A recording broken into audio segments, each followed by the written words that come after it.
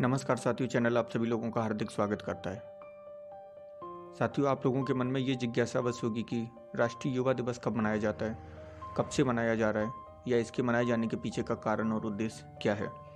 तो इन सारे सवालों का जवाब आज हम इस वीडियो के माध्यम से जानने का प्रयास करते हैं। मित्रों, जैसा कि आप सभी लोग जानते हैं कि स्वामी विवेकानंद जी की जयंती को हम राष्ट्रीय युवा दिवस के रूप में मनाते हैं। स्वामी जी देश के एक ऐसे आदर्श हैं जिन्होंने देश का नाम विश्व में सुनहरे अक्षरों में दर्ज कराया तथा देश को एक विशेष पहचान दिलाई।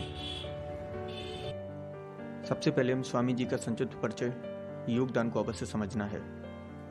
स्वामी जी का जन्म 12 जनवरी 1863 को कलकत्ता शहर में हुआ था। इनके पिता का नाम विशाख दत्त जी था, जो कि हाई कोर्ट में वकील थे। इनकी माता का नाम भुवनेश्वरी देवी, जो कि एक धार्मिक महिला थी। इनके गुरु जी का नाम रामकृष्ण परमहंस जी था। इनके बचपन का नाम नरेंद्र नाथ दत्त था। ये बचपन में ही कुशाग्र बुद्धि के बालक के साथ साथ शरारती बालक भी थे। बचपन में ऐसे प्रश्न किया करते थे जिनके साधारण कोई जवाब नहीं दे पाता था। घर का माहौल धार्मिक होने के कारण इन्होंने लगभग हिंदू धर्म की सारी धार्मिक पुस्तकों का अध्ययन कर लिया था।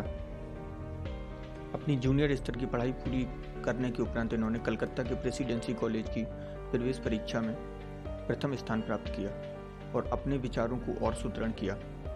1881 में ये गुरु रामकृष्ण परमहंस जी से मिले, जिनसे मिलने के पश्चात इन्होंने अपने ज्ञान को और निखारा। साथियों, स्वामी जी ने 25 वर्ष की छोटी सी आयु में ही गिरवे वस्त्रों को धारण कर लिया था और 1893 में संपूर्ण विश्व की यात्रा के लिए पैदल निकल पड़े थे। ये जापान, चीन, कनाडा होते हुए अमेरिका के शहर शिकागो में पहुंचे। यहाँ पहुंचने पर इन्होंने पाया कि एक विश्व धर्म संसद नामक कार्यक्रम का आयोजन हो रहा था। ये वहाँ पर पहुँचे और भाषण देने की इच्छा जाहिर की, मगर अमेरिका और यूरोप वासियों द्वारा भारतीयों को हीन दृष्टि से देखे जाने के कारण इनको इजाज़त नहीं दी गई।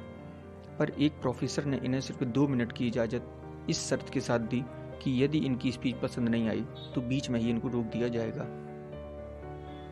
उनकी बात को स्वीकार करते हुए ये मंच पर भाषण देने के लिए पहुँचते हैं और जैसे ही ये अपने भाषण की शुरुआत करते हैं, भाषण की शुरुआत में सैल्यूटेशन वाक्य ये इस प्रकार से बोलते हैं कि पूरा हॉल मनमोहित हो उठता है और खड़े होकर क्लैपिंग करने लगता है। इनके द्वारा कहे गए प्रथम मनमोहक शब्द थे, माई American sisters and brothers. Swami ji के इन शब्दों को सुनने के बाद हॉल में बैठे हुए समस्त व्यक्ति उनके साथ एक जुड़ाव महसूस करने लगे थे। इसके बाद इन्होंने हिंदू धर्म के सिद्धांत, महानता, विशेषताओं को उनके समक्ष प्रस्तुत किया। फिर वहाँ पर इन्होंने 2 बार भाषण को और प्रस्तुत किया। इसके बाद ये 3 वर्ष तक लगातार वहाँ पर प्रवास किए। प्रवास के दौरान इन्होंने रामकृष्ण मिशन की अनेक शाखाओं को वहाँ पर खोला और हिंदू धर्म का प्रचार प्रसार किया।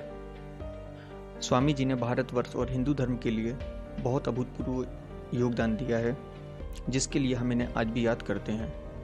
उनका योगदान निम्न प्रकार है। साथियों, आप समझते हैं कि युवा दिवस कब से मनाने की शुरुआत की गई है। सर्वप्रथम इनके योगदान को ध्यान में रखते हुए यूनाइटेड नेशंस ने वर्ष 1984 को अंतर्राष्ट्रीय युवा वर्ष के रूप में घोषित किया। तत्पश्चात भारत सरकार ने इनकी जयंती 12 जनवरी 1984 से प्रतिवर्ष राष्ट्रीय युवा दिवस के रूप में मनाने की घोषणा की। तब से हम प्रतिवर्ष 12 जनवरी को राष्ट्रीय युवा दिवस के रूप में मनाते आए हैं। ऐसा करने से स्वामी जी के विचार, सोच, आदर्श से युवा पीढ़ी परिचित होगी तथा उनसे प्रेरणा लेकर अपने को नई दिशा प्रदान करा पाएगी। तो मित्रों, आज हम लोगों ने स्वामी विवेकानंद जी का संक्षिप्त परिचय, उनके योगदान को समझा। उम्मीद करता हूँ आप लोगों को ये वीडियो पसंद आया होगा। अगर आपको पसंद आया प्लीज़ लाइक, शेयर और सब्सक्राइब कीजिए और इस प्रकार के इन्फॉर्मेटिव वीडियोज पाने के लिए आप हैशटैग को टैप कर सकते हैं। धन्यवाद साथियों, थैंक्स फॉर वॉचिंग। मिलते हैं नेक्स्ट वीडियो में।